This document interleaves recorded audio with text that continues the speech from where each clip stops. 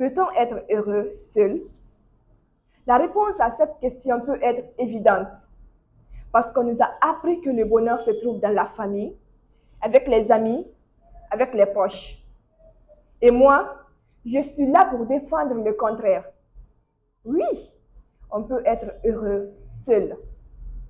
Si on n'apprend pas à être heureux seul, comment peut-on l'être durablement avec les autres? Mesdames et messieurs, le bonheur n'est pas une personne. Le bonheur n'est pas une relation. C'est tout d'abord un état d'esprit, une force intérieure, un pouvoir personnel. Le bonheur éternel se construit avec soi-même sans la présence d'une quelconque personne. Celui qui n'apprend pas à apprécier sa propre compagnie ne trouvera personne pour l'apprendre à le faire. Celui qui ne trouve pas le bonheur chez lui-même ne trouvera nullement chez personne.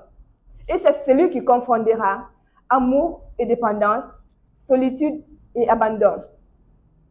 Être seul n'est pas synonyme d'un vide.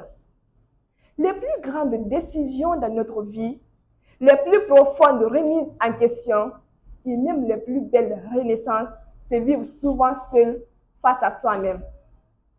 Être seul, c'est parfois apprendre à se connecter, mais aussi apprendre à se connaître.